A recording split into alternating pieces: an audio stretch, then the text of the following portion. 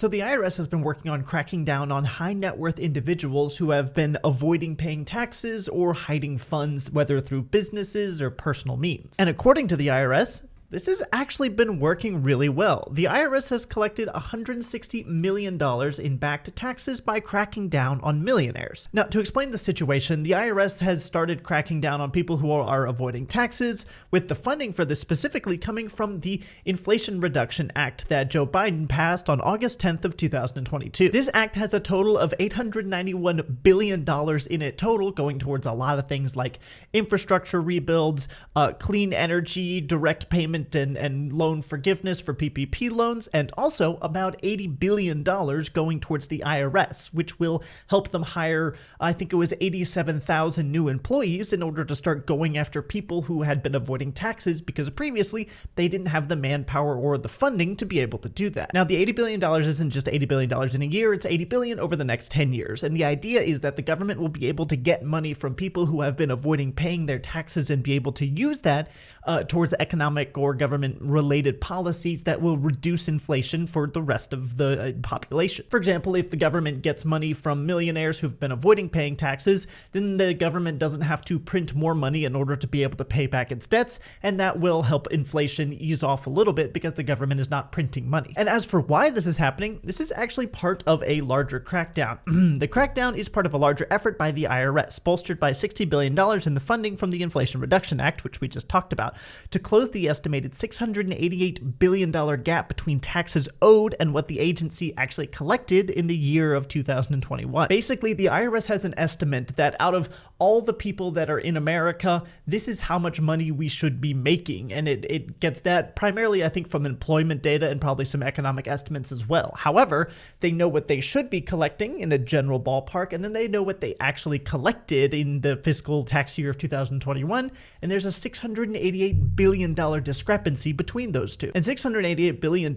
is a lot of money to not get when you are legally owed it. So it makes sense that the IRS is very interested in going after that money. However, when you hear the term successful, as the IRS has described themselves as, what does that actually mean? And we've got a little piece here. The IRS says that its tougher tax enforcement is already paying off and that the agency is making more high-end tax cheats pay up. A month after announcing it would crack down on 1,600 millionaires who were far behind on their taxes, the Internal Revenue Service said Friday it has collected $122 million from just 100 of these cases.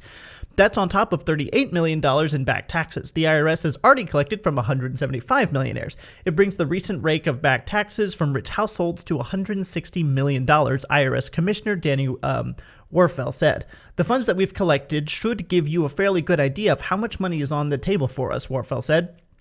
Told reporters, highlighting how the IRS is using money from the Inflation Reduction Act. So basically, from about maybe 5% of the total cases the IRS knows they have, they've collected $160 million, which is a tremendous amount of money to be collecting. But the real question a lot of people have is, will this have any impact on you personally? And the answer is it depends. See, there are two sides of this, with people on the left primarily believing it's a good idea, go after the rich, they're not paying their fair share, and that's a sentiment that's been echoed by Biden and his supporters. And then there are people on the right that have an argument saying that they believe that that more people in the IRS will ultimately cause the middle and lower class to actually be forced to pay more in taxes. So we're going to look at both sides. Here's what CBS has to say from the IRS directly, more in support of the left. At this time, the IRS reiterated that it does not intend to increase audit rates for people earning less than $400,000 per year. Some Republican lawmakers and right-leaning policy experts have raised concerns that the new IRS funding would be used to go after middle-income workers. Audit rates have dropped precipitously in recent decades due to the IRS's shrinking workforce. The agency employed 82,000 workers in fiscal year 2021, down from 94,000 workers in 2010, even as the U.S. population and number of taxpayers has grown over the same period. The number of people with incomes of $1 million has jumped 50% over the last decade, but the number of audits on $1 million returns has fallen by 2/3. The years of underfunding that predated the Inflation Reduction Act led to the lowest audit rate of wealthy filers in our history, Werfel said on Friday in a statement. So essentially, the IRS says that they need this money to be able to audit taxes from rich people and go after money that they know that they are not getting. But even as the number of millionaires and therefore the number of tax audits they actually need to do has gone up, the amount they've actually been able to do has gone down, which means they're kind of moving in the opposite direction here. And that's because they have been chronically underfunded for about the last decade. And this, they're hoping, will help turn that around and both force people who have not paid taxes to pay up and encourage people who might not have paid taxes to start paying on time in the first place so they won't get audited. Now, I said there were two sides, and the other side comes pretty well summarized in the form of this speech on the Senate floor by David Kustoff. This is what he had to say. Thank you. I thank the ranking member. Madam Speaker, I rise today in strong opposition to what the Democrats called the Inflation Reduction Act, which is really the Inflation Expansion Act. Americans are grappling with an economy in recession and the highest inflation that we've seen in 40 years.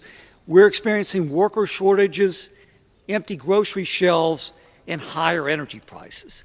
Now congressional Democrats are doubling down on this out-of-control spending that led to this economic crisis. This package that we're voting on today will raise taxes on hard-working middle-class families. It'll authorize 87,000 new IRS agents to target individuals and small businesses. It'll reduce life-saving healthcare innovation by allowing the government to impose price controls on drugs. It'll hurt energy producers, and it'll certainly worsen inflation. I'm voting against this fundamentally flawed and defective package because families, farmers, and small businesses across West Tennessee and across the nation need real solutions to these problems, not more taxes and not more government spending. The gentleman reserves. The gentleman. So that's basically his argument. You're giving more money out there, which will make the IRS come out for not just the rich people, but for everybody. There are new agents, and then new ways to come after and new people to come after everyone, not just the millionaires. So that will cause everyone else's tax bill to go up proportionally. And as for me personally, what I believe, I honestly don't know. It hasn't been 10 years, which is how long this bill is going to be stretched out for and the total amount of funding given. And likely, we're not going to know for sure what the benefits or the worsening of the economy or the effect was in general without the benefit of hindsight, probably sometime in the late 2030s. But honestly, that's just kind of how these things go. Thanks for watching.